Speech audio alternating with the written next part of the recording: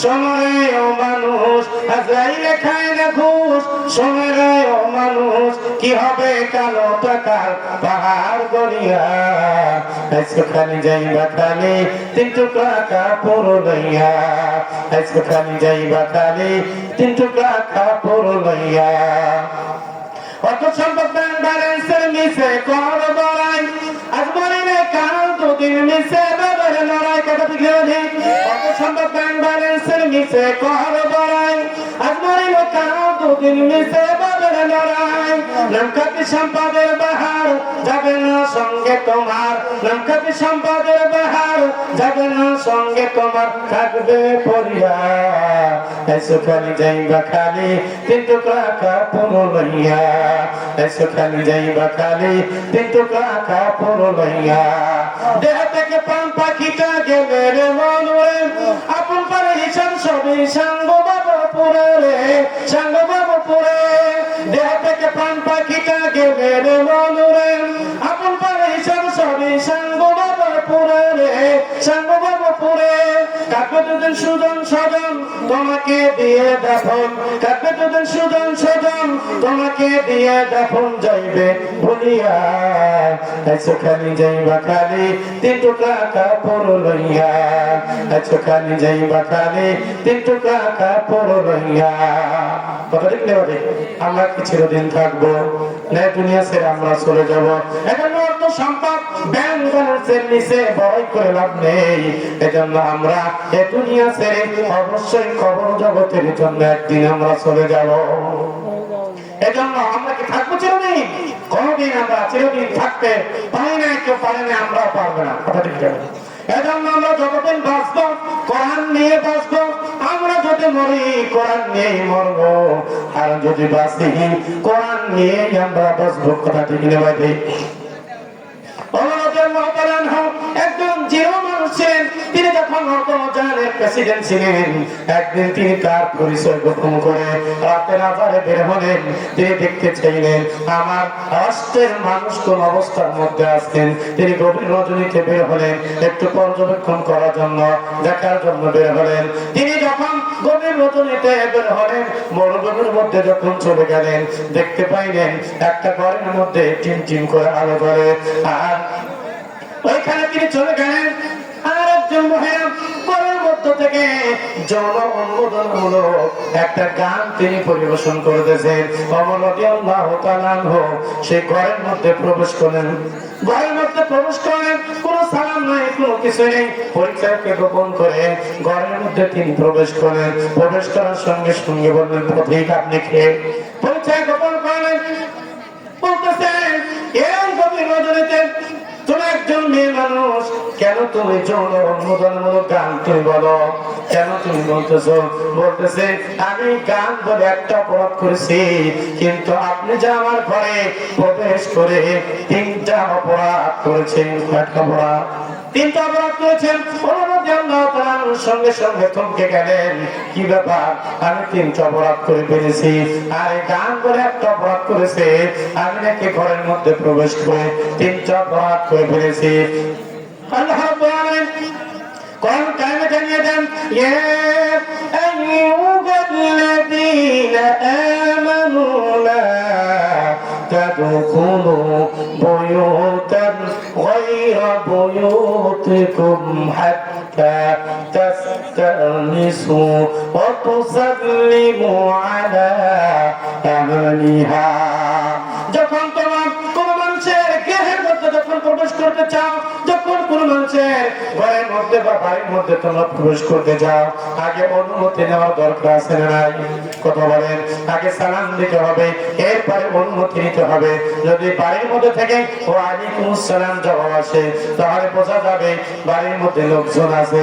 কিন্তু আমাদের সমাজে এমন কোন কিছু মানুষ আছে, এমন মানুষ আছে যারা একজন বাড়ির প্রবেশ করে কোনো সালাম নাই, কোনো কিছু নাই, একবার সরাসরি বাড়ির মধ্যে প্রবেশ করা আছে না নাই? কিন্তু আল্লাহ রাব্বুল আলামিন কোরআন কারিমে জানিয়ে দিলেন, যখন তোমরা কোন মানুষের বাড়িতে মধ্যে প্রবেশ করবে, তখন তোমরা অবশ্যই অনুমতি নিবে। আগে সালাম দিয়ে কি দিবেন? আগে সালাম দিবেন। একবার সালাম দিয়ে যখন কোনো উত্তর নেই, আবার সালাম দিবে কোনো উত্তর নেই, আবার সালাম দিবে কোনো উত্তর নেই। তিনবার যখন তোমরা সালাম দিবে আর বাড়ির মধ্যে দেখো যখন কোন জবাব না আসবে, তোমরা ওই বাসা থেকে তোমরা ফিরে আসবে, ওই বাড়ির মধ্যে তোমরা আর প্রবেশ করবে না। কিছু সংখ্যক মানুষ এরকম ধারণা করে আমরা কত দূর থেকে আসছি, এত দূর থেকে আসছি, আর আমরা বাড়ির মধ্যে আসতে চাই না, আমাদেরকে অনুমতি দেওয়া হবে না, বিভিন্ন ধারণা করে চলে আসে নাই। এজন্য আজকের থেকে শুনে রাখবেন, আপনারা যখন কোনোভাবে কোনো গৃহের মধ্যে প্রবেশ করবেন, অবশ্যই সালাম নেবেন এবং বাড়ির মধ্যে থেকে অনুমতি নেবেন। অনুমতি যদি আপনাকে দেওয়া হয়, অবশ্যই আপনি গৃহে প্রবেশ করবেন, আর অনুমতি যদি আপনি না পান, আপনি ঘুরে আসবেন, আর বাড়ির মধ্যে প্রবেশ করবেন না। মেয়েটি বলতেছেন, আমি গান বলে একটা অপরাধ করেছি, আর আপনি আমার ঘরের মধ্যে প্রবেশ করে তিনটা অপরাধ আপনি করেছেন। এক নম্বর অপরাধ করেছেন, আপনি যখন আমার ঘরের মধ্যে প্রবেশ করেছেন, কোনো সালাম নেই, আমার কাছে কোনো অনুমতি নেই, অনুমতি দেন নাই, প্রথমে সালাম দেন নাই, দ্বিতীয় আমার কাছে কোনো অনুমতি দেন নাই, তৃতীয় নম্বর আমি একটা মেয়ে মানুষ, আপনি সরাসরি ঘরের মধ্যে প্রবেশ করেন। বলেন তো এই ঘরের মধ্যে প্রবেশ করাকে আপনার ঠিক হয়েছে? আগামীকাল অল্প জানের খলিফা আমিরুল মুমিনিন হযরত ওমর রাদিয়াল্লাহু তাআলা আনহুর দরবারে আপনার বিরুদ্ধে আপনি বিচার দায়ের করব, কথা ঠিক না? কিন্তু ওমর রাদিয়াল্লাহু তাআলা আনহু তিনি যে তার গৃহে প্রবেশ করেছেন এটা তিনি বুঝতে পারেন নাই। ওমর রাদিয়াল্লাহু তাআলা আনহু জিজ্ঞেস করলেন, বুঝতে পারলাম আমার তিনটা অপরাধ হয়েছে, কিন্তু আপনি যে এই যৌন উন্মোদনমূলক গান এত রাতে বলতেছেন, এর কারণ কি? মেয়েটি বলতেছেন, আমার সবে মাত্র বিবাহ হয়েছে, বিবাহ হওয়ার সঙ্গে সঙ্গে বাসর হয় নাই, অমন সময় ওমর রাদিয়াল্লাহু তাআলার পক্ষ থেকে একটা চিরকুট আমার স্বামীর হাতে আসার সঙ্গে সঙ্গে তিনি আমাকে রেখে বাসর সজ্জা না করে তিনি ওমর রাদিয়াল্লাহু তাআলার ডাকে সাড়া দিয়েছেন, তাকে সেনাপতি করে পাঠানো হবে, এই চিরকুটের মধ্যে লেখা হয়েছিল। এজন্য তিনি এই খবর পাওয়ার সঙ্গে সঙ্গে আমার সঙ্গে বাসর না করে তিনি চলে গেলেন যুদ্ধের ময়দানে সেনাপতি হওয়ার জন্য। এজন্য তিনি চলে গেলেন। এজন্য 4 মাস অতিবাহিত হওয়ার পরেও ওমর রাদিয়াল্লাহু তাআলা তাকে এখনো পাঠায় নাই। এরপরেও 4 মাস হয়ে গেছে, আবার 4 মাস হয়ে পরে এক জায়গায় থেকে অন্য জায়গায় তাকে পাঠানো হয়েছে, আবার অন্য জায়গায় থেকে অন্য জায়গায় পাঠানো হয়েছে। এভাবে 12টি মাস যখন চলে গেছেন, ওমর রাদিয়াল্লাহু তাআলা বলতে চান সর্বনাশ, তিনি সঙ্গে সঙ্গে বাড়িতে ফিরে গেলেন। বাড়িতে যাওয়ার সঙ্গে সঙ্গে তার মা ফাতিমাকে বলতেছেন, বড় মেয়ে, একজন মেয়ে স্বামী ছাড়া কয় মাস থাকতে পারে বড়? তিনি বলতেছেন, একজন মেয়ে স্বামী ছাড়া 4 মাস পর্যন্ত থাকতে পারে। ওমর রাদিয়াল্লাহু তাআলা বুঝতে পারলেন, আমি তো তার স্বামীকে 4 মাস নয় 12 মাস পর্যন্ত তার কাছ থেকে আলাদা করে গেছি। সঙ্গে সঙ্গে ওমর রাদিয়াল্লাহু তাআলা তাকে চিঠি লিখলেন। চিঠি লেখার সঙ্গে সঙ্গে তার স্বামী তার কাছে এসে ওমর রাদিয়াল্লাহু তাআলার কাছে এসে হাজির হলেন, আর বলতেছে, তোমাকে এখন ছুটি দেওয়া হলো, তুমি বাড়িতে চলে যাও। ওইখান থেকে সেনাবাহিনীদের জন্য মাসে 3 দিন ছুটি পাস হয়েছে। আজ পর্যন্ত এই আইন জারি আছে, কথা ঠিক না ভাই?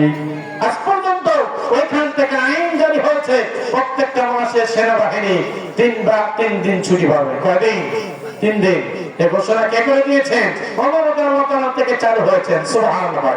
এজন্য কোরআনের পক্ষে যা থাকবেন এদের দাম বাড়িয়ে দিবেন কে? আল্লাহ রাব্বুল আলামিন বাড়িয়ে দিবেন। এজন্য আমরা বাঁচলেও কোরআন নিয়ে বাঁচবো, মরলেও কোরআন নিয়ে মরবো।